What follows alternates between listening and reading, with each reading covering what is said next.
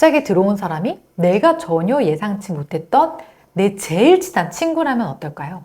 이게 있을 만한 일일까 싶지만 실제로 과학적인 근거가 있대요. 이건 사실 제가 써먹었던 방법인데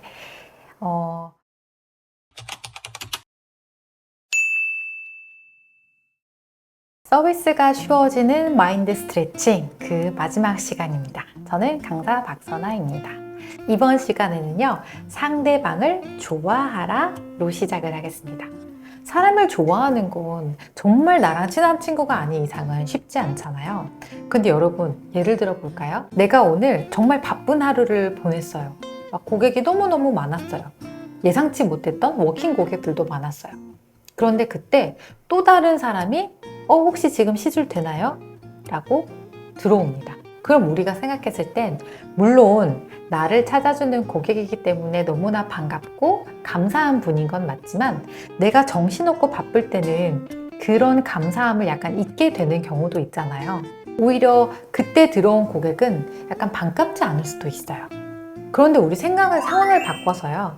그때 갑자기 들어온 사람이 내가 전혀 예상치 못했던 내 제일 친한 친구라면 어떨까요? 깜짝 놀라겠죠? 하지만 동시에 너무 반가울 거예요.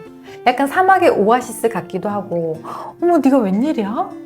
야, 나 너무 바빴잖아. 나 힘들잖아. 약간 찡찡대고 싶기도 하고, 생각만 바꾸면은 나를 찾아오는 모든 고객이 반갑고 모든 시술이 즐겁기만 하거든요. 시술하는 내내 행복하겠죠? 그래서 우리는 나를 찾아오는 모든 고객을 좋아하는 방법을 배워야 돼요. 그래야 내가 즐겁고 그래야 내가 행복합니다. 사람을 좋아하는 게 쉽지는 않겠지만 제가 하나 드라마를 여러분들한테 보여주고 싶어서 이 시로 가지고 왔는데, 상류사회라고 2015년도에 방영했던 드라마예요. 이 남자가 재벌가 딸인 유이의 마음을 얻기 위해서 온갖 노력을 하다가 결국에는 실제로 사랑에 빠지게 된다라는 내용이래요. 돈과 권력, 야망을 위해서 누군가한테 접근했다가 사랑에 빠지게 된다라는 그 내용은 사실 뭐 드라마나 영화에서 봤을 때 굉장히 클리셰적인 상황인데요. 이게 있을 만한 일일까 싶지만 실제로 과학적인 근거가 있대요. 뉴욕 연구중심 대학교인 아델피 대학교에서 했던 굉장히 유명한 실험 하나를 소개를 해드릴게요. 아델피 대학교에서는 좋아하는 것처럼 행동하면 실제로 좋아하게 된다 라는 연구를 하기 위해서 학생들을 대상으로 특정 사람을 좋아한다고 생각하게 만들거나 좋아하는 것처럼 행동하게 했대요. 예를 들면 작은 호의를 베풀거나 그 호의를 베푼 후에 그 사람에 대한 감정을 평가하도록 요청한 건데, 실제로 자신이 좋아한다고 생각한 사람에 대해서 긍정적인 감정을 느꼈다고 합니다. 이게 뭐냐면 사람들이 자신이 한 행동에 대해서 그 일관성을 유지하려고 하다 보니까 스스로 그렇게 감정을 변화를 시킨다는 거예요. 내가 이 사람한테 도움을 줬는데 내가 이 사람한테 호감을 느끼는 거죠. 그렇다고 큰 부탁, 야, 돈 좀 꺼줘, 이런 거 말고, 나 책 좀 빌려줄래? 이런 거라던가. 나 점심 먹을 사람 없는데 밥 좀 같이 먹으러 갈까? 이런 거. 이런 부탁을 했을 때 내가 상대를 좋아하게 된다고 하더라고요. 이 실험을 역으로 이용할 수 있는 방법이 있습니다. 저 사람이 나를 좋아하게 하려면 어떻게 해야 될까? 상대가 나한테 도움을 주게 만드는 겁니다. 고객이 동료가 나를 좋아하게 만들려면 부탁을 한번 해보세요. 이건 사실 제가 써먹었던 방법인데, 조언을 구하는 거예요. 제가 이렇게 하고 있는데 이게 과연 괜찮은 방법일까요? 이렇게 하면 고객들은 좋아할까요?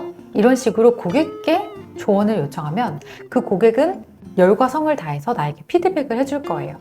그러면서 고객들 스스로가 내가 이 사람한테 도움이 되기 위해서 노력하고 있어. 나는 이 사람한테 애정을 쏟고 있어 라고 생각하게 되는 거죠. 동시에 내가 성장하는 모습을 보일 때마다 고객한테 알려주는 것도 좋아요. 지난번에 말씀해 주신 덕분에 제가 이렇게 해봤더니 너무 괜찮던데요? 고객들이 좋아하시던데요? 너무 감사해요. 그러면 그 고객은 내가 이 사람의 성장에 도움이 됐구나, 뿌듯하다 라면서 나에게 호감을 느끼게 될 확률이 매우 높습니다. 그런 것도 있겠죠? 고객이 조금 시간이 기다려졌어요. 그러면 기다려주셔서 감사합니다. 덕분에 제가 수월하게 했어요. 너무 감사합니다. 라고 하면은 고객은 기다려서 화가 났다가도 나한테 고맙다고 하네? 내가 저 사람한테 도움을 줬네? 내가 굉장히 괜찮은 사람이구나 라는 생각을 하게 되고요. 고객이 지각해서 죄송해요, 제가 오늘 좀 늦었죠? 라고 할 때도 덕분에 제가 시술 수월하게 했어요. 덕분에 앞에 스케줄이 많이 밀려 있었는데 제가 편하게 했어요. 아니면 덕분에 제가 점심 여유롭게 먹었어요. 감사합니다. 라고 하면 오히려 이 사람은 나에게 호의를 베푼 게 되는 거죠. 이런 식으로 상대가 나를 좋아하게끔 만드는 거예요. 이 아델피 대학의 연구뿐만 아니라요, 벤자민 프랭클린 효과라는 용어도 있는데요. 호의를 베풀게 됐을 때 그 사람은 상대에 대한 긍정적인 감정을 형성하게 된다라는 거예요. 벤자민 프랭클린이라는 사람이 한 사람과 갈등을 겪었을 때 그 상대에게서 책을 빌리는 것을 제안한 일화에서 비롯됐습니다. 프랭클린은 그 책을 빌려주기로 한 사람과의 관계가 개선되었고 그 후로는 상대에게 호의를 베푸는 일을 자주 했다고 해요. 자, 먼저 좋아하는 거. 사실 호의에서 시작이 될 수가 있습니다. 내가 먼저 좋아하려면 내가 상대에게 호의를 베풀고 반대로 상대방이 나를 좋아하게 만들려면 상대가 나에게 호의를 베풀도록 하라. 이게 바로 이번 주 내용입니다. 그래서 이번 주도 과제가 있습니다. 이번 주 과제는 바로 마니또 게임입니다. 우리 어릴 때 새학기, 신학기에 마니또 게임 많이들 해보셨죠? 내가 상대에게 나라는 존재를 알리지 않고 상대한테 몰래 호의를 베푸는 거예요.